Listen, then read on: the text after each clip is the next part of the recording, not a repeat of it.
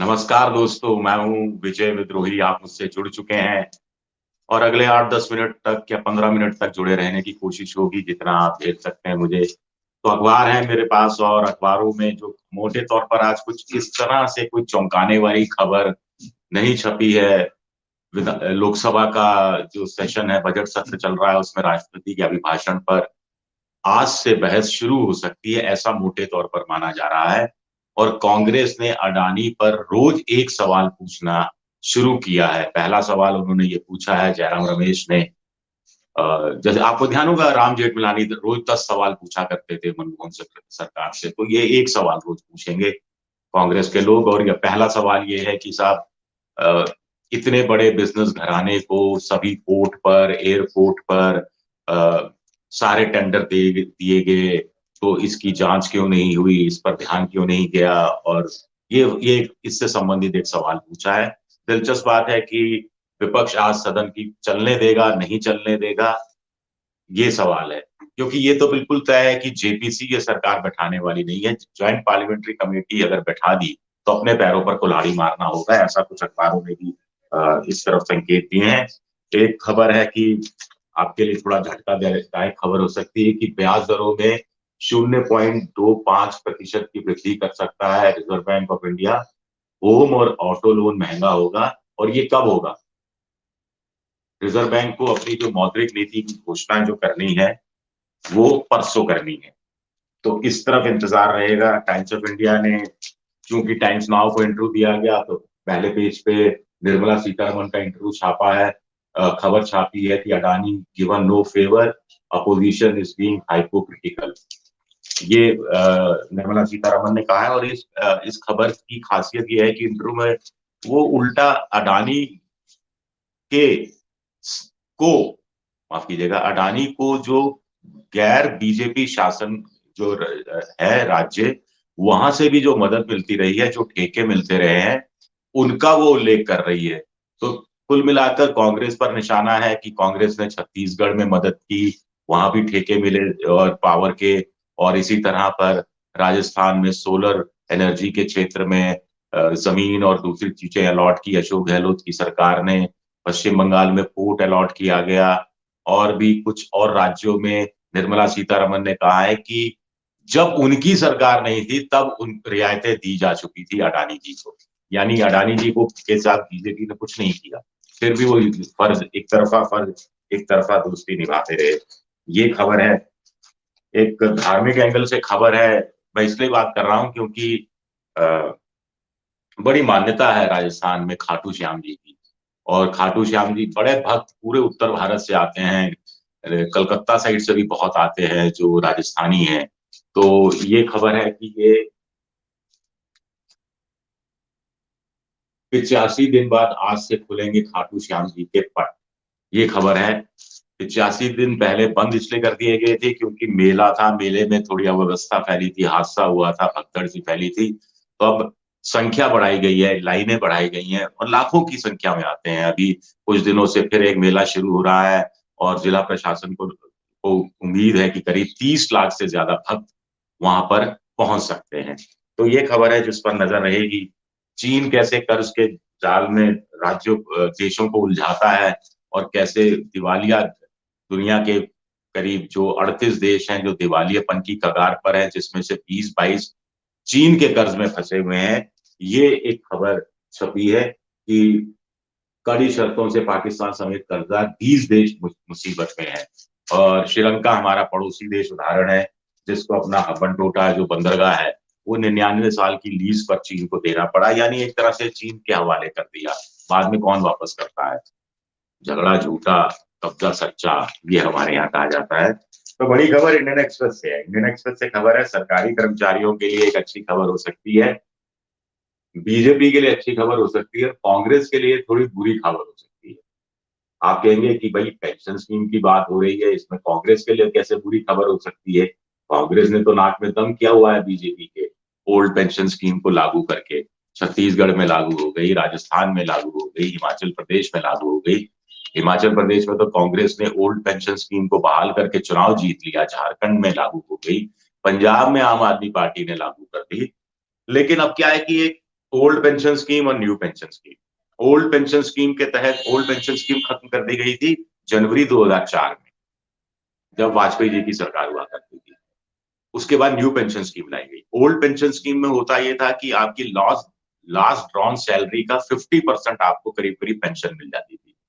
New pension scheme में किया सरकार ने कि भाई 10% कंट्रीब्यूशन कर्मचारी का होगा, 10% कंट्रीब्यूशन केंद्र सरकार का होगा, और उसके बाद रिटायरमेंट के बाद जो बेनिफिट मिलेगा उसका आधा वो विड्रॉ कर सकेगा और बाकी की पेंशन मिलती रहेगी। जो सरकार को उम्मीद थी कि सरकार का कहना है कि आज की तारीख में 9.5% एनपीएस में जो पैसा निवेश किया है एनपीएस का, उस पर जो ब्याज मिल रहा है वो 9.5% रिटर्न दे रहा है। उस हिसाब से मोटे तौर पर 40% लास्ट ड्रॉ सैलरी का 40% न्यू पेंशन स्कीम में मिल रहा है। लेकिन आंध्र प्रदेश की सरकार का कहना है कि साहब ये 40% नहीं मिल रहा, दूसरे राज्यों का भी कहना है ये एक्चुअली में 20% है, 20% से ज्यादा नहीं मिल रहा, और 20% और 50% में 30% का फर्क। समझ में आए कहानी। अब सरकार भी नहीं, मोदी सरकार भी थोड़े चिंतित थी, उनको भी लग रहा था कि मामला थोड़ा उलझा हुआ है।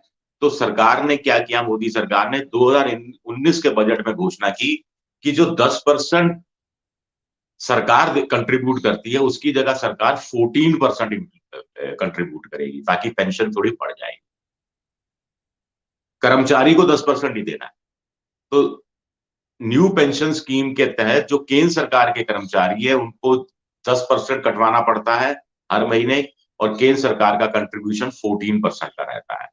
राज्यों में स्थिति अलग है, राज्यों में 10% और 10% है, 10% राज्य, 10% स्टेट गवर्नमेंट के कर्मचारी। अब एक तरफ तो आक्रोश है कर्मचारियों में कि साहब पुरानी पेंशन स्कीम लागू होनी चाहिए, क्या कांग्रेस की सरकारें लागू कर सकती हैं तो बीजेपी क्यों लागू नहीं कर सकती। दूसरी तरफ जो 2019 से पहले 2004 से लेकर 2019 के बीच में जो सरकारी नौकरी पर लग गए थे, उनका कहना है कि साहब हमारे खाते में तो 10% ही केंद्र का जा रहा है, 2019 के बाद 14% जाने लगा है। तो ये बीच का जो हमारी पेंशन का जो टोटल है वो कम हो जाएगा, जो 2019 के बाद बढ़ेगा तो उससे पहले का कम हो जाएगा। तो इसका कोई इलाज निकालना चाहिए। ये मामला थोड़ा गंभीर होता जा रहा है, चुनावी मुद्दा भी होता जा रहा है, और लोगों की भविष्य से जुड़ा हुआ सवाल है। नौकरियां जहां जिस दौर में जा रही हैं, हर 4 में से एक आदमी को भारत में नौकरी खोने का आशंका सता रही है, जैसा कि कुछ सर्वे बता रहे हैं। और ये भी बता रहे हैं कि कल मैंने इकोनॉमिक टाइम्स में पढ़ा था कि जो देश की 6-7 प्रमुख जो आईटी क्षेत्र की बड़ी कंपनियां हैं, वहां पर कुल मिलाकर जो पिछला तिमाही था, यानी 31 दिसंबर को जो तिमाही खत्म हुई, तो यानी 2022 की, यानी अक्टूबर नवंबर दिसंबर, उस दौरान 5,302 कर्मचारियों की नौकरी चली गई। और उन क्षेत्रों में, उन आईटी कंपनियों में जो बड़ी आईटी कंपनियां हैं, जो बड़ी सॉलिड है, जिनका आर्थिक आधार बड़ा मजबूत है, वहां चली गई। तो ये स्थिति है। उसमें इंटरेस्टिंग खबर एक और थी, एक और मैं आपको बता रहा कि पहले क्या, जो कर्मचारियों को नौकरी से निकाल दिया जाता था, टर्मिनेट अचानक कर दिया, चाहे व्हाट्सएप के जरिए किया, कभी ट्विटर के किया। एक जगह तो 900 कर्मचारियों को जूम पर ही टर्मिनेट कर दिया गया। आप समझिए, अब जूम पर जुड़े हैं और आपको लगता है कि कोई बड़ी घोषणा कंपनी का अधिकारी करने वाला है, और वो 900 कंपनियों को, कर्मचारियों को जूम पर जोड़ता है और वहां ऐलान कर देता है कि आज के बाद आपकी नौकरी चलेगी, आप हमारे कर्मचारी नहीं रहे। तो अब ऐसे लोगों ने ग्रेपवाइन नाम का ऐप निकाल लिया है और उसके जरिए अपनी व्यथा, कथा, क्या उनकी कंपनी में हो रहा है, ये चीजें शेयर करने लगे हैं, और कंपनियों को थोड़ी शर्मिंदगी सी महसूस होने लगी है। ये भी अपने आप में खबर है। एक सज्जन ने उसने शेयर किया कि साहब, मेरी जो यूनिट के 75% कर्मचारी निकाले जा चुके हैं, हम लोग 25% बचे हैं। रोना धोना मचा रहता है ऑफिस के अंदर, कैबिन से लोगों को जबरन उठा उठा के बाहर निकाला जा रहा है, और रोते हुए लोग निकल रहे हैं, रुदन छाया हुआ है। ये इतनी त्रासदी वाली तस्वीर। तो ऐसे में आंध्र प्रदेश की किसी सरकार ने कहा कि साहब, ना तो नई एनपीएस हो, ना ओपीएस हो, जीपीएस हो, गारंटेड पेंशन स्कीम। भाई कुल मिला के क्या है, 50% चाहिए ना बेसिक का। तो आंध्र प्रदेश की सरकार ने कहा कि हम एक नई स्कीम ला रहे हैं, जिसके तहत 10% अगर कर्मचारी देगा और 10% सरकार देगी, तो हम ये एश्योर करेंगे कि रिटायरमेंट के बाद उस कर्मचारी को 33% बेसिक जो लास्ट ड्रॉन सैलरी का 33% मिल जाए, ये गारंटी देंगे। वो कह रहे हैं कि केंद्र सरकार में अभी 20% से ज्यादा नहीं मिल रहा। अरे केंद्र सरकार 40% का दावा कर रही है, मुझे नहीं लगता 40%, अगर 40% होता तो इतना बवाल भी नहीं मचता। तो खैर ये कहानी अलग है। तो उनका ये कहना है, आंध्र प्रदेश की सरकार का बड़ा समझदारी भरा कदम है क्योंकि जो ओल्ड पेंशन स्कीम आ रही है उसमें बजट में बहुत प्रभाव पड़ने वाला है। जैसा कि अभी आपको पता हो कि देवेंद्र फडणवीस ने भी कह दिया था कि महाराष्ट्र में भी हम नकारात्मक नहीं है ओल्ड पेंशन स्कीम को लेकर। हालांकि उससे 1,10,000 करोड़ का अतिरिक्त भार महाराष्ट्र की सरकार पर पड़ जाएगा। आंध्र प्रदेश की सरकार भी अगर ओल्ड पेंशन स्कीम लागू करती तो अभी उसको 75,000 करोड़ खर्च करना पड़ रहा है हर साल पेंशन में। अगर ओल्ड पेंशन स्कीम लागू कर दे तो 1,85,000 करोड़ खर्च करना पड़ेगा। तो बीच का रास्ता ये निकाला गया है कि 10% सरकार दे, 10% कर्मचारी दे, और सरकार ये गारंटी दे कि 33% लास्ट ड्रॉन सैलरी का 33% आपको हर हालत में मिल ही जाएगा। अच्छी स्कीम है। आगे और देखिए, कह रहे हैं कि अगर कर्मचारी 14% देना शुरू कर दे तो सरकार भी 14% देना शुरू कर देगी। तो ऐसे में बेसिक जो लास्ट ड्रॉन सैलरी का 40% मिल जाएगा पेंशन। 14% सरकार दे, 14% कर्मचारी दें, तो जब वो रिटायर होगा वो शख्स, तो उसको लास्ट ड्रॉन सैलरी का 40% मिल जाए। अब यहां से केंद्र सरकार ने, केंद्र के अधिकारियों ने, कर्मचारियों ने वो जो कुछ फैसले लेने वाले बड़े अधिकारी हैं, जो ये विद्या धनैया की जो रिपोर्ट है, वैद्य धनैया की रिपोर्ट है, वो ये कह रही है कि यहां से केंद्र सरकार ने थ्रेड उठाया, यहां से सिरा पकड़ा। यार जब आंध्र प्रदेश की सरकार कर सकती है तो हम क्यों नहीं कर सकते? हम कैसे कर सकते हैं? हम ऐसा कर सकते हैं कि 2.5% तो अभी मिल ही रहा है और इसमें 40% हम दे ही रहे हैं, जो सरकार का कहना है, जो इस अखबार में छपा हुआ है। तो 10% अतिरिक्त है, बचा हुआ 10% है। ओल्ड पेंशन स्कीम में 50%, इसमें हम दे रहे हैं 40%, तो 10% कम हो गया। तो 10% सरकार देना शुरू कर दे अतिरिक्त अपनी जेब से कि साहब हम 10% देंगे। ये क्या गेम चेंजिंग आइडिया हो सकता है? क्या इसमें ऐसा नहीं लगेगा कि सरकार 10% रेवड़ी बांट रही है? क्या ऐसा नहीं लगेगा कि सरकार एक तरफ तो उन राज्यों की आलोचना कर रही है, रिजर्व बैंक से लेके भारत का वित्त मंत्रालय, जो ओल्ड पेंशन स्कीम बहाल कर रहे हैं कि साहब आप गर्त में जा रहे हैं, आप राज्य को डेप्ट में लेके ट्रैप की तरफ लेके जा रहे हैं। दूसरी तरफ आप इस तरह का ऐलान करें। कुछ लोग कह रहे हैं कि ये बीच की स्कीम अच्छी हो सकती है क्योंकि ओल्ड पेंशन स्कीम बहुत खतरनाक है। इससे राज्यों पर बहुत ज्यादा भार पड़ने वाला है। तो न्यू पेंशन स्कीम को लागू करें मॉडिफाइड ढंग से आंध्र प्रदेश की सरकार की तरह, और जीपीएस लेके आए,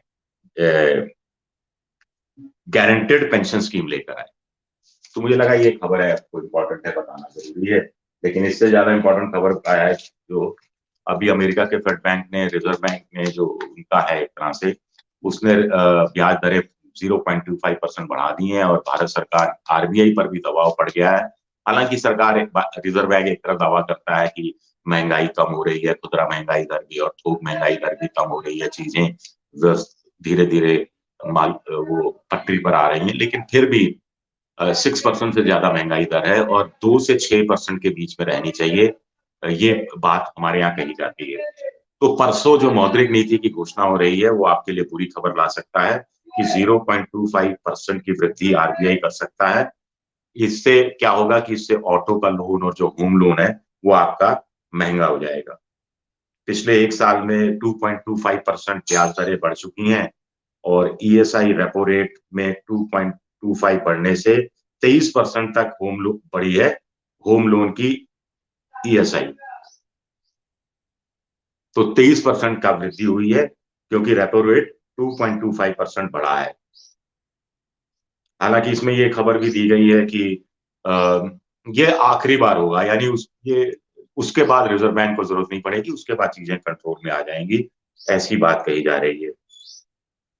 अखबार में एक खबर और है कि क्रूड ऑयल के दाम देखिए अंतरराष्ट्रीय बाजार में कम हुए हैं। जो भारत का जो बास्केट था वो $122 प्रति बैरल का था जून 2022 में, जो इस समय घटकर $82 प्रति बैरल हो गया है।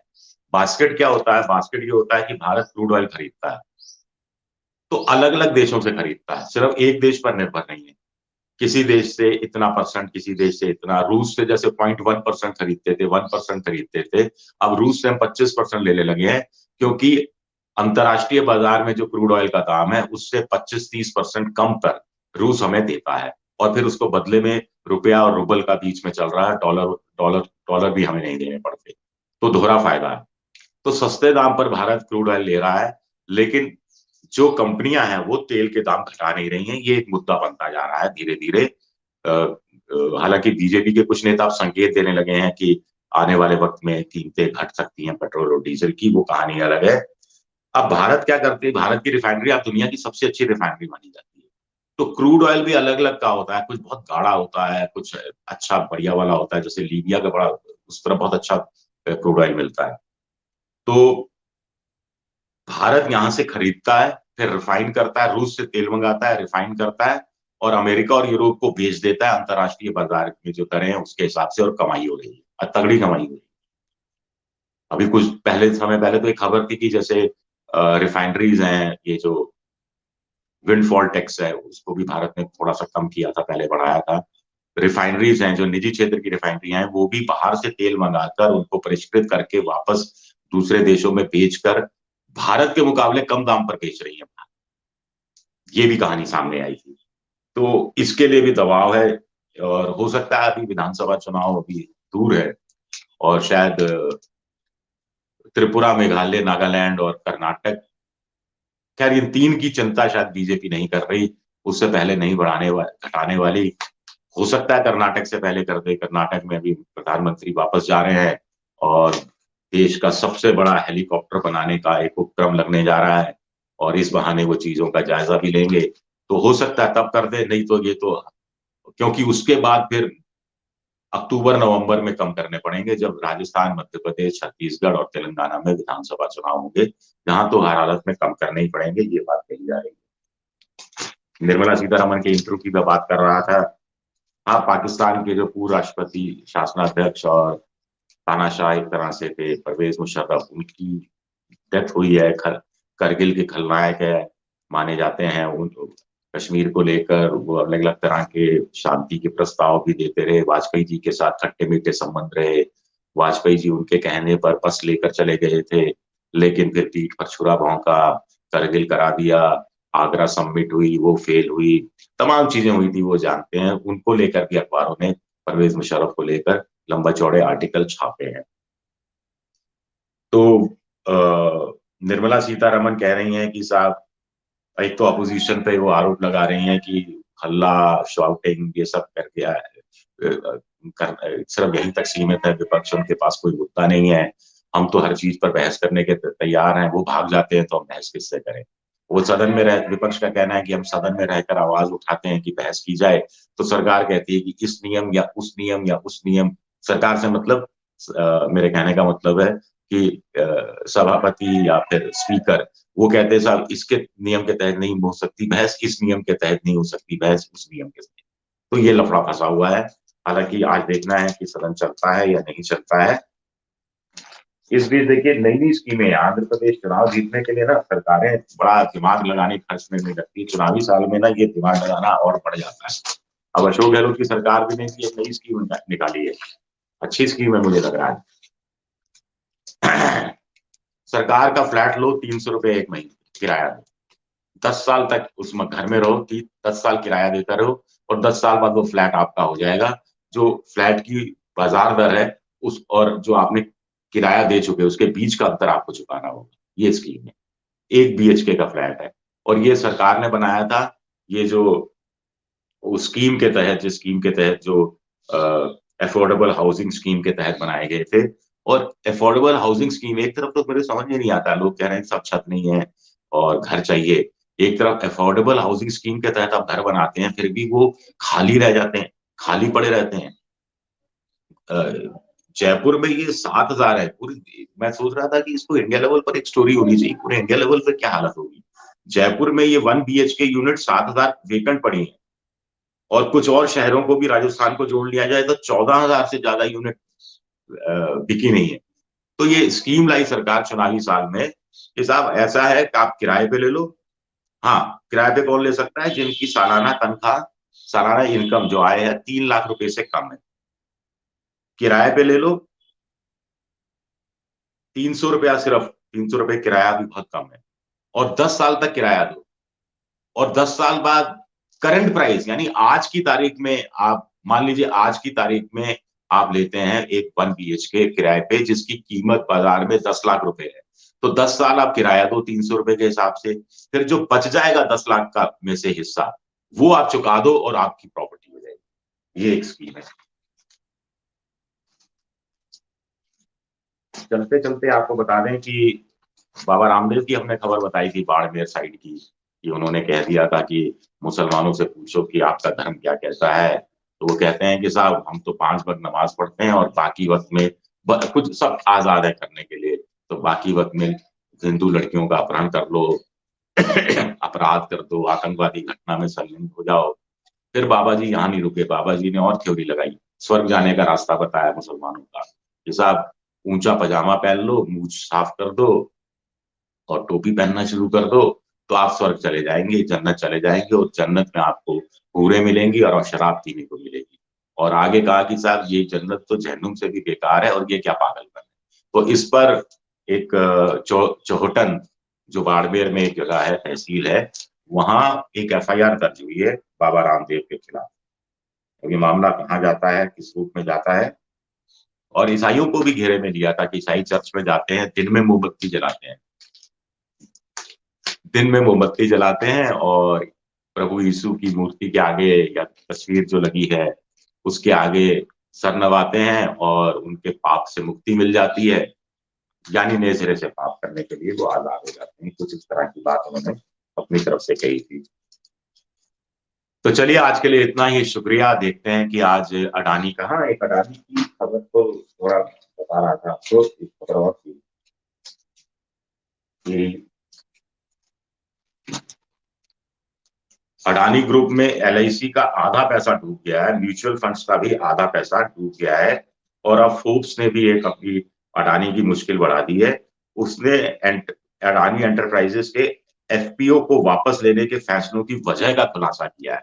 FPO वापस लिया गया था, आपको ध्यान है कि अडानी जी ने क्या कहा था, वो राहुल क्या गांधी जैकेट या नेहरू जैकेट में आए थे सामने, गांधी जी तो चादर ही बेचारे ओढ़ते थे, तो उस रूप में सामने आए थे और उन्होंने कहा था कि साहब हम नैतिकता के आधार पर FPO वापस ले रहे हैं।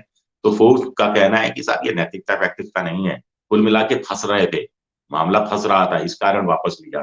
क्यों कि साहब इनके जो FPO में को सब्सक्राइब किया था उसमें से 3 कंपनियां ऐसी थी जिनका संबंध सीधे तौर पर अडानी ग्रुप से था, जो कि नियमों का उल्लंघन है, और कंपनियों का नाम भी दिया है, एक मॉरिशस की आयुष्मत लिमिटेड है, एक ELM पार्क फंड है, और एक एलिवेटर ग्लोबल इन्वेस्टमेंट फंड है। इन तीनों कंपनियों ने FPO में 9.24 हिस्सा सब्सक्राइब किया था, ये खबर है। तो मुसीबतें कम नहीं पड़ रही, झटके पे झटके लग रहे हैं। देखना है कि आगे, अभी बाजार खुलेगा 2 दिन बाद, तो आज बाजार किस रूप में खुलता है, फिर सर्किट लोअर सर्किट और कुछ लगता है या नहीं लगता है, ये देखना दिलचस्प रहेगा। शुक्रिया आप सबका, बहुत बहुत शुक्रिया। कल सुबह मिलते हैं और बातचीत